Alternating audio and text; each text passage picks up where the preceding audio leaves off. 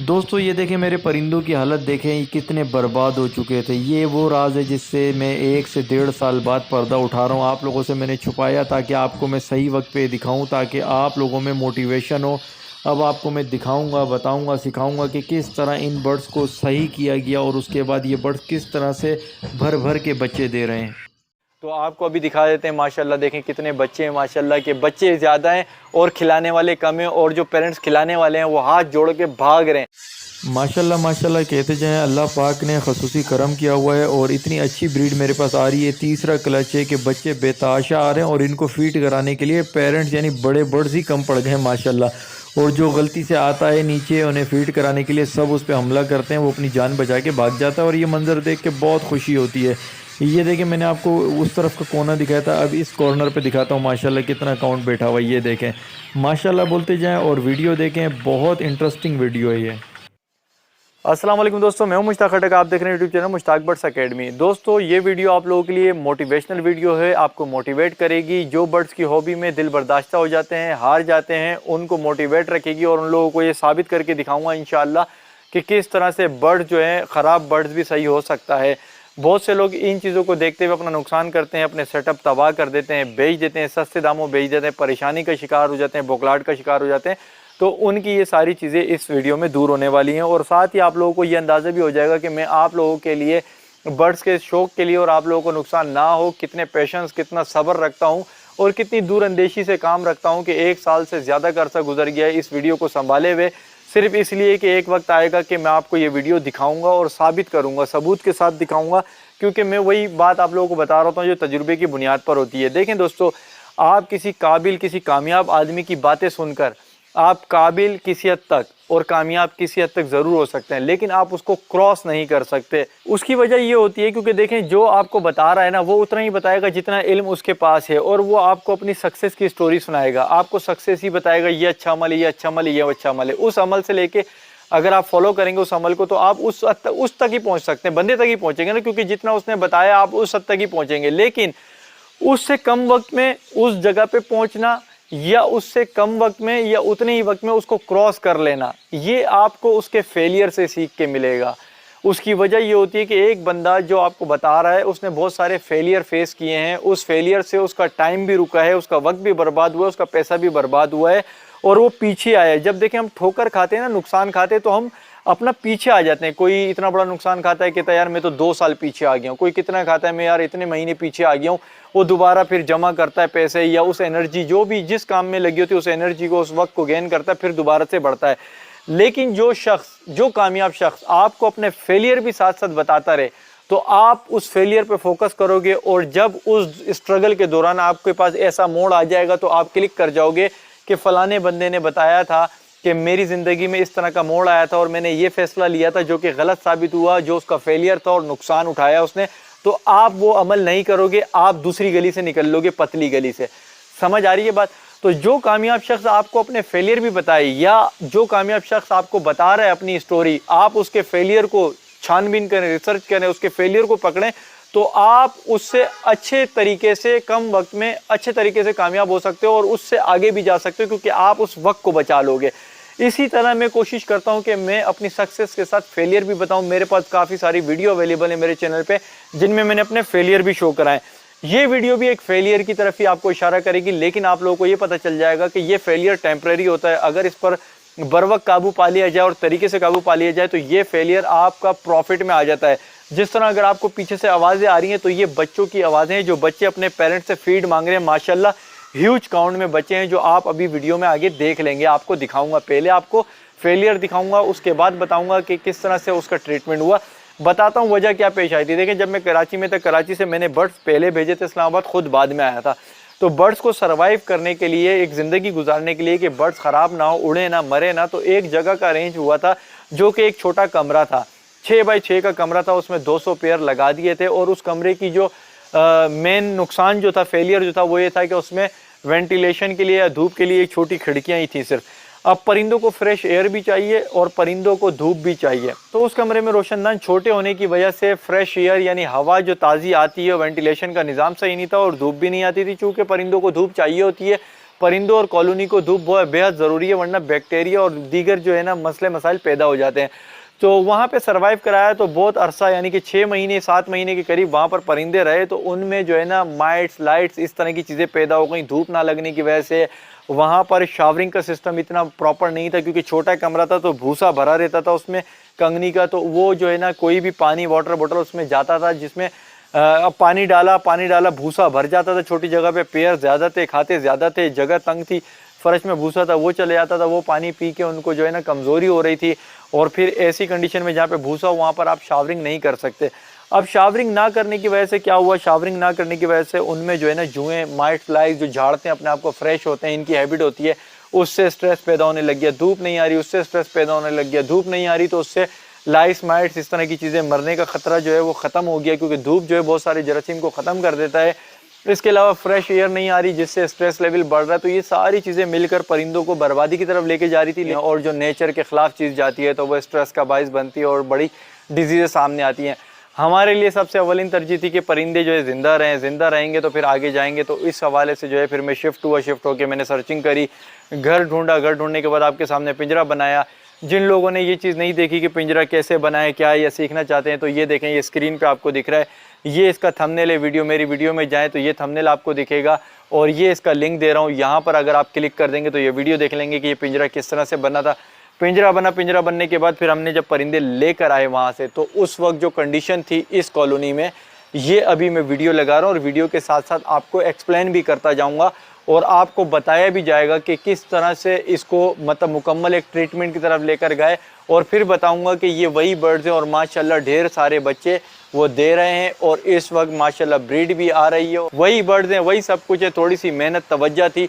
तो वो लोग जो अपने परिंदों को देखते थोड़े से ख़राबी हो गई है, बस सोचने बस बेकार है, निकालो, इस तरह की कहानी जो है ना, वो मशवरे देने वाले भी आपके दोस्त नहीं होते, डरे हुए बुज़दिल लोग होते हैं। परिंदा ज़िंदा हो, एक्टिव हो, खा रहा है, उड़ रहा है, ये सब हो रहा है तो आप समझ जाए बाकी चीज़ें जो है ना वो ज़रूरत, किसी चीज़ की ज़रूरत पूरी ना होने पर होती हैं, वो ज़रूरत पूरी कर दी जाए तो वो ठीक हो जाते हैं। तो यही चीज़ आपको एक्सप्लेन करनी है। तो वीडियो देखें, वीडियो के साथ मैं कनेक्ट होऊंगा और इसके बाद आपको माशाल्लाह दिखाएंगे कि वही बर्ड्स हैं और बच्चे देखें कैसे हैं और माशाल्लाह धमाधम मस्कल अंदर हो रहा है। ये देखें दोस्तों, आप सबसे पहले बोतल की तरफ देखें, उसके बाद बर्ड्स की तरफ देखें। बर्ड्स की हालत देखें, उनकी कमर, दुम और परों पे देखें, गदला मतलब कलर उसके येलोइश टाइप के हैं, ग्रे टाइप के हैं, वाइट नहीं है, गदले पने के हैं, मेले पने के हैं। और उनकी हालतें देखें, देखने से ही पता चल रहा है कि तकलीफ़ में है, देखने से ही पता चल रहा है कि इनमें कुछ कमी है, देखने से ही पता चल रहा है इनकी कोई डिमांड है, इनकी कोई प्रॉब्लम है।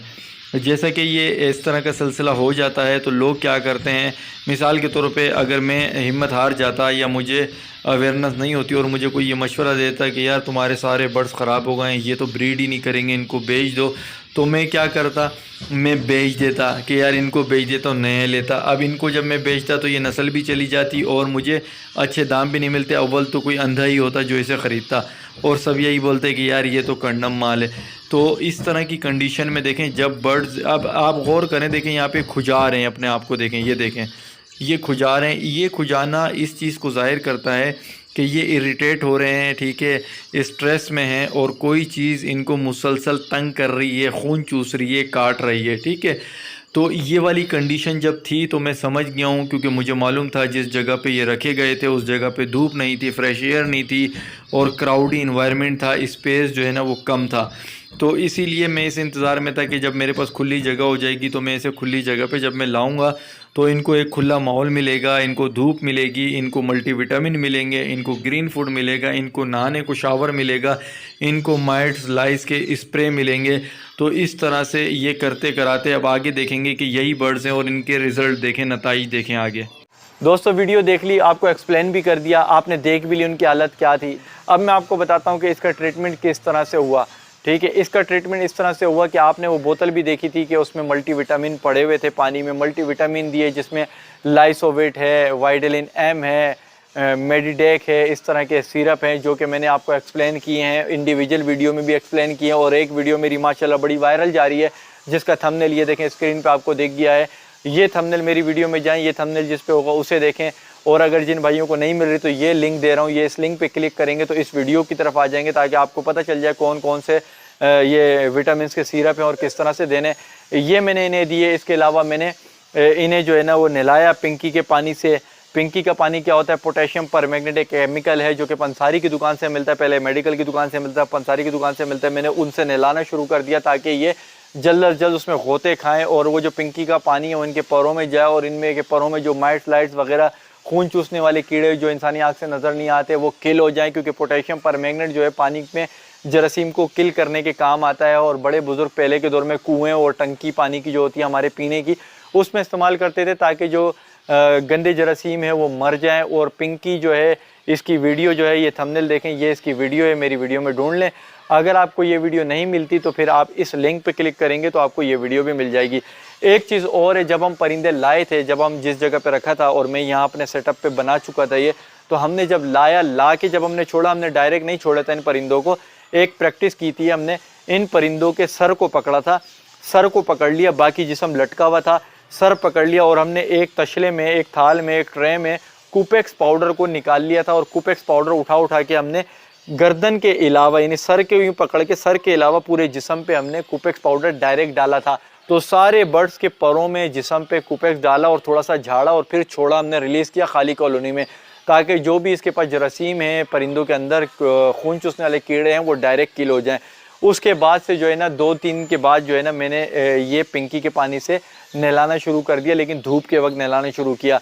इस तरह की प्रैक्टिस करी। फिर ग़िज़ा में हमने मौसम के एतबार से ग़िज़ा देनी शुरू कर दी। मिसाल के तौर पे सर्दियों में पालक, मेथी, लूसन इस तरह का इस्तेमाल किया, क्योंकि सर्दी में ये चीज़ चलती है। उबले हुए अंडे का इस्तेमाल किया ताकि इनमें प्रोटीन, कैल्शियम, मिनरल्स, विटामिन सब पूरे हो जाएँ।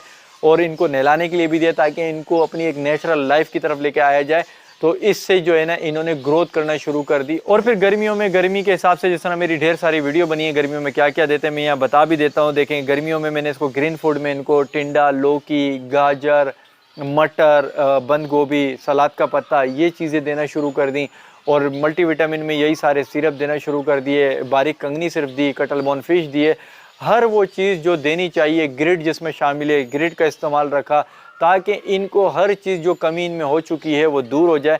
इस तरह से करके फिर ये माशाल्लाह सेट हो गए, तवाना हो गए। और अब आप देखें ये मुझे माशाल्लाह ब्रीड पे ब्रीड दिए जा रहे हैं। तो आपको अभी दिखा देते हैं माशाल्लाह, देखें कितने बच्चे हैं। माशाल्लाह के बच्चे ज़्यादा हैं और खिलाने वाले कम हैं, और जो पेरेंट्स खिलाने वाले हैं वो हाथ जोड़ के भाग रहे हैं। माशाल्लाह यही बर्ड्स हैं, वही कर रहे हैं। तो आप लोगों को बताने का मकसद ये था कि 1 साल 1.5 साल तक जो वीडियो मैंने संभाल के रखी थी वो बेकार नहीं जानी चाहिए।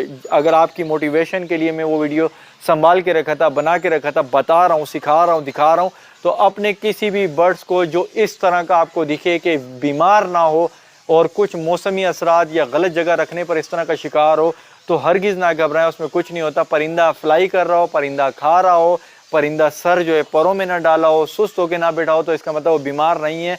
उसमें किसी न किसी चीज़ की कमी है, चाहे वो कैल्शियम, प्रोटीन, विटामिन, ओमेगा, फलाना ढिमाका, B12 जितने भी कमी हो वो सारी देने से दूर हो जाती हैं। तो चलें अब आपको दिखाते हैं बच्चे और खिलाई पिलाइयाँ। अच्छा दोस्तों, देखें माशाल्लाह माशाल्लाह कहते जाएं, माशाल्लाह बच्चे देखें ह्यूज काउंट में मौजूद हैं, अल्लाह की मेहरबानी है। लेकिन खिलाने वाले कम हैं। जो गलती कर भी लेते हैं ना, खिलाने की नीचे आ जाता है, वो जब ये सब हमला करते हैं वो भागता है दुम दबा के। देखें ये भी भागा। इस तरह से बस यूं एक एक करके आ रहे हैं, लेकिन सारे बच्चे उस पर चिमट जाते हैं, जिसकी वजह से वो भागता है।